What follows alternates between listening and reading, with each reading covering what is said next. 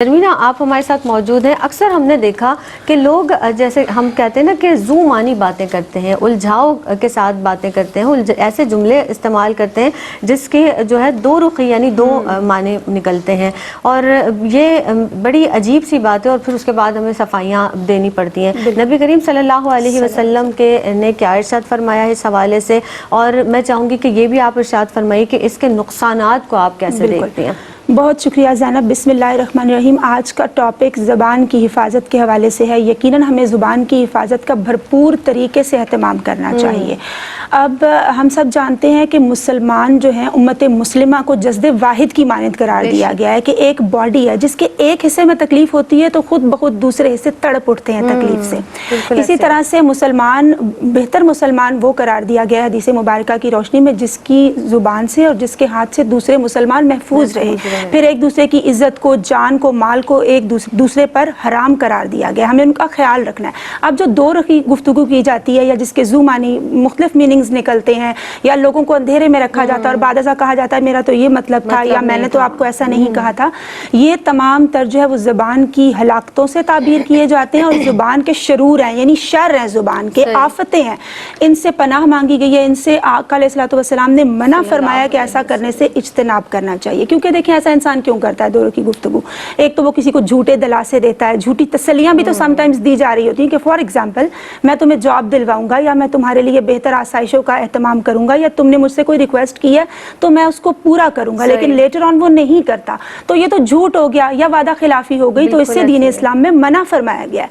आप सल्लल्लाहु अलैहि वसल्लम ने मुनाफिकीन की जो 3 अलामात बताई हैं, एज वी नो कि जब वो बात करते हैं मुनाफिक तो झूठ बोलते हैं, जब वादा करते हैं तो वादा खिलाफी का एहतमाम करते हैं, यानी वादा पूरा नहीं करते हैं, और जब उनके पास अमानत रखवाई जाए तो वो अमानत में खयानत करते हैं। तो ये भी तो दो रुखापन हो गया ना, ये भी तो झूठ हो गया, वादा खिलाफी। इससे मना किया गया है। और देखिए झूठ जब एक इंसान बोलता है तो रहमत का फरिश्ता इंसान से कितना दूर चला जाता है। और आप सल्लल्लाहु अलैहि वसल्लम की हदीस मुबारका का मफहूम कि जब हम झूठ से बचते हैं तो रफ्ता रफ्ता तमाम रूहानी बीमारियों से हम बचते चले जाते हैं और हमें अल्लाह की रज़ा और खुशनुदी का हुसूल हमारे लिए मुमकिन हो जाता है। फिर वादा खिलाफी के हवाले से आप देखिए इफ़ाई अहद कितना ज़रूरी है कि हम किसी को झूठे दिलासे और अंधेरों में मत रखें, क्लियर बात करें, उसका दिलजोई का एहतमाम करें, किसी की मदद कर सकते हैं तो करें, नहीं तो क्लियर तरीके से बात करें। अब इफ़ाई अहद के हवाले से हम सब जानते हैं मफ़हूम हदीस है कि आप सल्लल्लाहु अलैहि वसल्लम से किसी शख्स ने वादा किया कि मैं कल फलां मुकाम पर आपसे मिलूंगा। आप सल्लल्लाहु अलैहि वसल्लम ने 3 दिन वहां पर इंतजार किया, वो शख्स नहीं आए, लेकिन आप सल्लल्लाहु अलैहि वसल्लम वादे के कितने पाबंद हैं।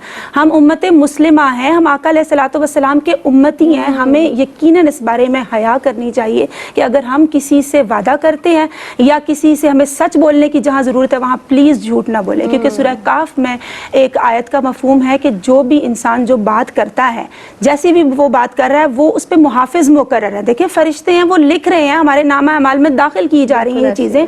और ज़ैनब जब हम सोचते हैं कि क़यामत के रोज़ हम वो चीज़ें पढ़ के भी तो सुना रहे होंगे जो हमने दुनिया में की होंगी या हमने बोली होंगी, तो तब कितनी शर्मसारी होगी एक इंसान को। इसलिए दो रुखेपन से बचने की कोशिश करनी चाहिए। फिर हम सब जानते हैं, हमें कुरान पाक में फरमाया गया एक आयत का मफहूम है कि ए ईमान वालों, अल्लाह ताला से डरो, और कौलन सदीदा की हमें एग्जाम्पल दी गई कि हमें उसकी मानद बनना है, यानी सच्ची बात करनी है, सीधी बात करनी है। इसीलिए तो फिर ज़ुबान जो है वो तमाम आज़ा की सरदार है और इसीलिए तमाम आज़ा जो है वो मिन्नत समाजत करते हैं, रिक्वेस्ट करते हैं हर सुबह को कि अगर तुम ठीक रही तो हम सब ठीक रहेंगे, और अगर तुम खराब रही तो हमारे लिए तबाही, बर्बादी, आफतें और हलाकतें हमारा मुकद्दर हो जाएंगी।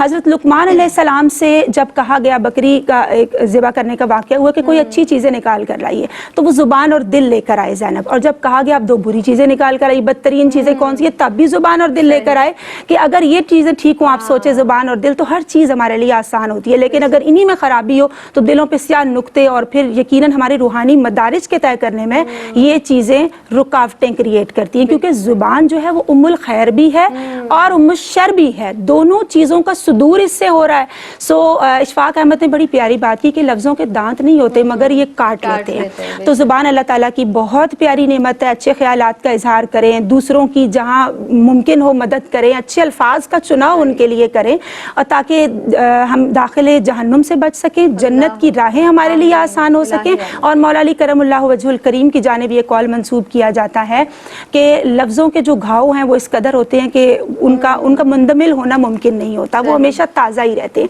इसलिए कोशिश करनी चाहिए कि हम हमेशा ज़ुबान की हिफाजत करें। आपने इसके नुकसानात के हवाले से भी पूछा था, देखिए फिर कोई इंसान ट्रस्ट नहीं करता, आपके पास अमानत नहीं रखवाता है, आपका यकीन नहीं करता है, आप अल्लाह की रहमतों से दूर हो जाते हैं, तकर्रुब आका अलैहिस्सलातु वस्सलाम से दूर हो जाते हैं, लोगों में कदर व मंजिलत खो देते हैं। तो ये इसके नुकसानात हैं। अल्लाहु अकबर।